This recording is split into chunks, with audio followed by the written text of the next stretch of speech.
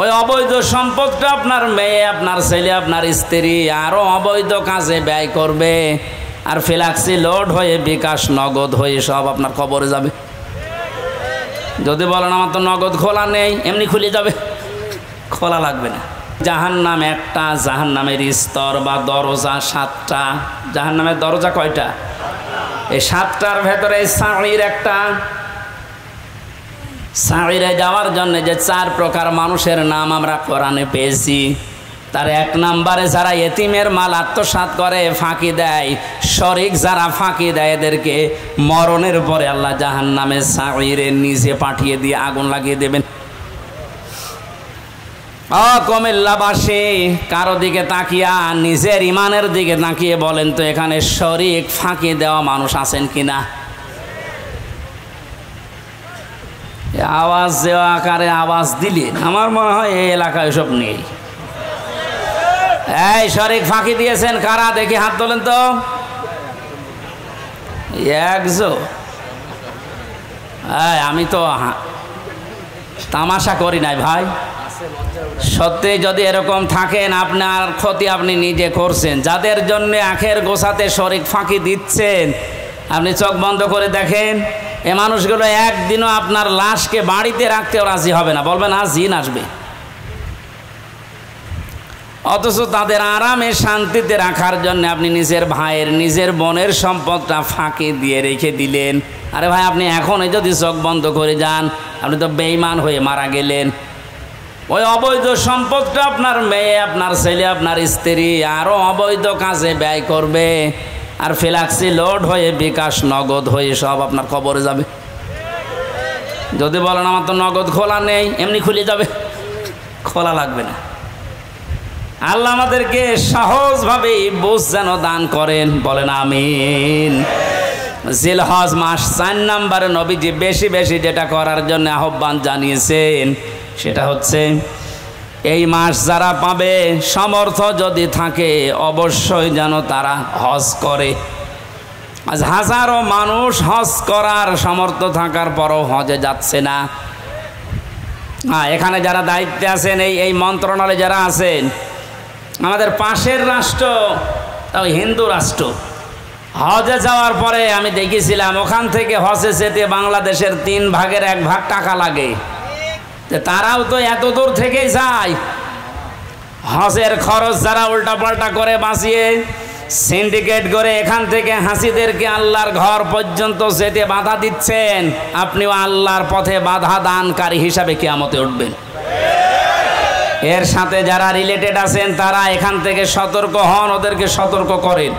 ওরা নিজেরা তো জাহান্নামে যাচ্ছে, আপনার সাপোর্ট নিয়ে আপনাকেও নিয়ে যাচ্ছে।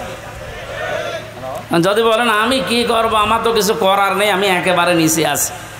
ঈমান রাখার জন্য যে পদ্ধতিগুলো আছে 3টা, ওটার একটাও তো আপনার থাকা লাগবে। মান রাআ মিনকুম মুনকারান ফালিয়ুগায়্যিরহু বিয়াদিহি। তোমাদের ভেতরে কেউ যদি আল্লাহ বিরোধী, শরীয়ত বিরোধী কোনো কাজ দেখে, সে যেন অবশ্যই তার হাতের দ্বারা বাধা দেয়। হাত মানে এই হাত, হাত মানে এই হাত না, না। ইয়াদুন মানে শুধু এই হাত না, ইয়াদুন মানে ক্ষমতার হাত, আইনের হাত, প্রভাব প্রতিপত্তির হাত, দলীয় হাত। যে যেই জায়গায় আছেন, আল্লাহ বিরোধী, সমাজ বিরোধী, ইসলাম বিরোধী, মানবতা বিরোধী কোনো কাজ দেখলে আপনার ঈমান রাখার জন্য হলেও আপনাকে হাতের দ্বারা বাধা দেওয়া লাগবে। এটা যদি কেউ করে সে ফার্স্ট ক্লাস ঈমানদার। এটা যদি আপনি না পারেন, আপনার হাতে যদি প্যারালাইজড হয়, না সম্ভব না, এ করতে গেলে আপনার বিপদ আরও বাড়বে। তখন আপনি মুখের দ্বারা হলেও প্রতিবাদ করবেন, না এটা অন্যায়, এটা বন্ধ করেন। আর আমরা এটাই করছি। কুমিল্লা শহর থেকে মাত্র 2 কিলোমিটার দূরে ভারতের এরিয়া। ওখান থেকে একজন হজে গেলে ওর যদি 2.5 লাখ টাকায় হয়ে যায়, আমার 7.5 লাখ লাগবে। কোন কারণে? এই সিন্ডিকেট ভাঙা লাগবে। কোটি কোটি টাকার ব্যবসা করছে এখানে যারা দায়িত্বে আছে তারা। এই জন্য আমাদের যেহেতু ওই পর্যায়ে কিছু করার নেই, হাত তো নেই, হাত তো প্যারালাইজড। সুতরাং মুখের দ্বারা প্রতিবাদ করার যতটুকু ভাষা আছে আমরা করলাম। আল্লাহ যেন আমাদের এই ভাষাটাকে কবুল করেন। এটাও যদি না পারা যায়, সর্বশেষ মনে মনে ঘৃণা করা, এইটাও অনেকে করে না। আরো আল্লাহ বিরোধী, আল্লাহর ঘরে যেতে ডাইরেক্ট না ইনডাইরেক্ট ভাবে বাধা দেওয়া হচ্ছে, ও আরো খুশি হয়। আজকের এই অনুষ্ঠানটায় আমরা কি বলবো বলেন তো? যেহেতু কোরআনে কারিমের সামনে যে তেলাওয়াতকৃত আয়াত পড়লাম আপনাদের, এটা কোরবানি সংক্রান্ত, আর সামনে 4-5 দিন পরেই কোরবানি। তা আমাদের এখানে আলোচনাও তো ওই ধাঁচে আমরা করব। এর বড়ও যদি কোনো মহল উল্টাপাল্টা ধারণা করে এটা বন্ধ করে দেয়, এটা ডাইরেক্ট না ইনডাইরেক্ট যারা চেষ্টা চালিয়েছিলেন, আপনি কোরআনে বাধা দানকারী হিসাবে কিয়ামতে উঠবেন।